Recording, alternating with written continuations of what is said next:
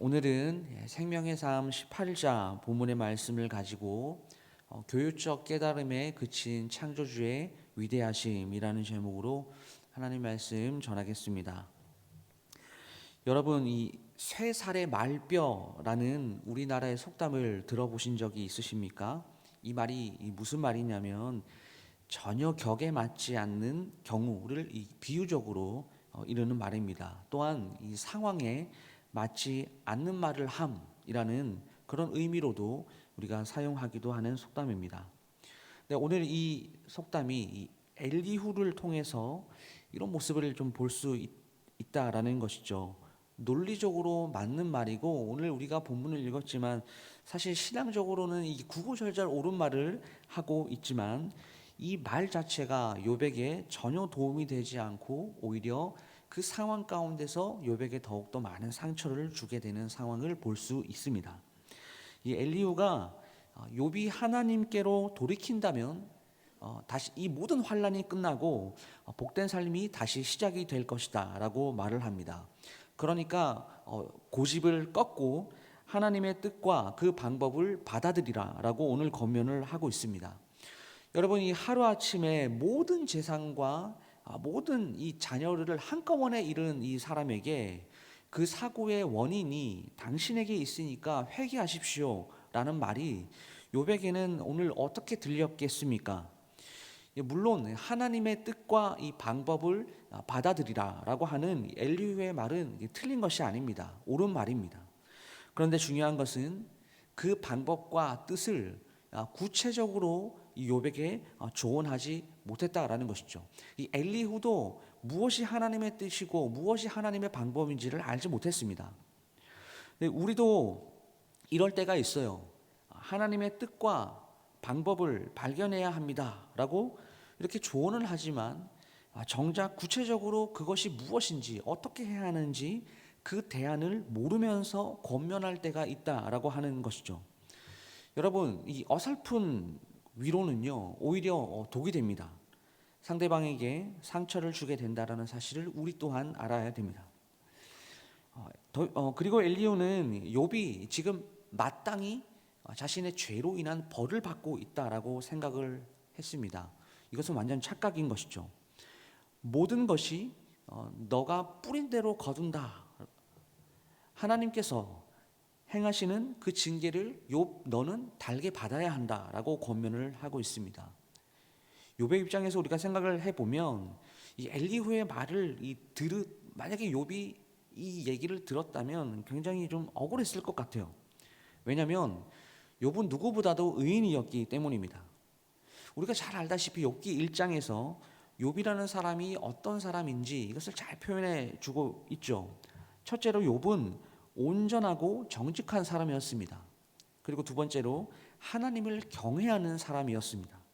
그리고 셋째로는 욥은 이 악에서 떠난 사람이었다라고 이렇게 정리를 하고 있습니다.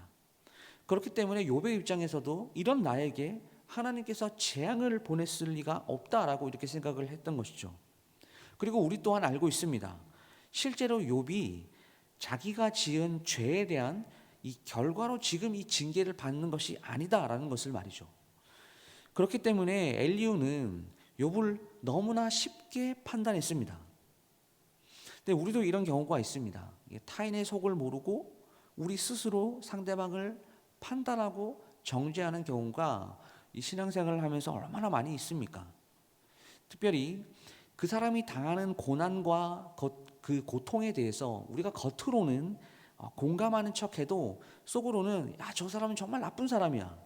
저 사람은 지금 자기의 죄 때문에 저렇게 징계를 받으면서 사는 사람이야. 이렇게 판단할 때가 얼마나 많습니까?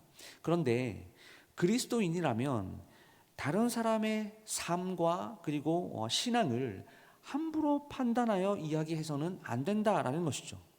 왜냐? 하나님 이외에 그 누구도 타인에 대한 슬픔과 고난에 대해서 온전하게 이해할 수가 없기 때문입니다. 또한 엘리후는 마지막 부분에 우리 인간의 한계와 그리고 하나님의 무한하심을 대조하면서 소위 결론이 이거예요. 하나님께서 하시는 일에 욥 너 토 달지 마라는 이런 식으로 지금 이야기를 하고 있습니다. 한순간에 모든 것을 잃은 사람, 그 누구보다도 정직하고 의롭게 살았으나 갑자기 인생의 가장 밑바닥으로 내려간 사람이 어찌 하나님께 의문점이 없겠어요? 하나님을 원망하는 마음이 어찌 그 마음 가운데 없겠습니까? 그러니까 오늘 욥의 이런 반응은 이 신앙생활을 함에 있어서 어쩌면 당연한 반응일 수도 있습니다. 하지만 그 당연한 어떤 그 반응, 인간으로서 할 수 있는 그 당연한 그 반응을 어떻게 대응하고 그 상황에 어떻게 조언을 해주는가, 이것이 너무나 중요하다라는 것이죠. 말씀을 마무리하겠습니다. 많은 것을 경험한 전문가들은 때로는 말을 아껴요. 많이 알고 있기 때문에 이 한마디가 얼마나 파급력이 크다라는 것을 알고 있기 때문입니다. 그러나 이제 갓 어떤 한 분야에 입문한 사람은 마치 본인이 많은 지식을 갖고 있는 것처럼 뭐 이렇쿵 저렇쿵 많은 말을 하는 경우를 보게 됩니다.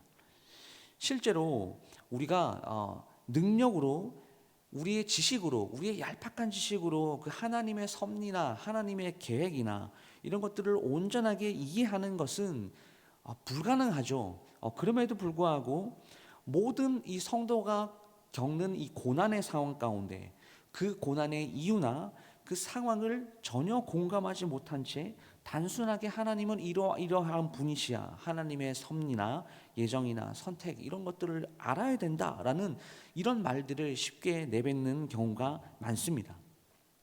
이 그리스도인들은 이런 어떤 그 교만과 어리석음에 빠지지 않고 겸손하게 우리는 늘 하나님의 지혜를 얻고자 노력해야 하는 것이죠. 사랑하는 성도 여러분, 오늘 이 새벽의 시간이 그런 시간이 될 수 있기를 간절히 소망합니다.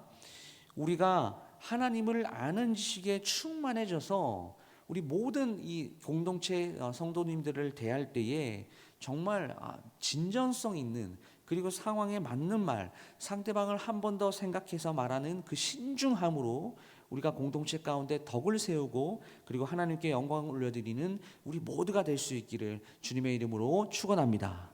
기도하겠습니다.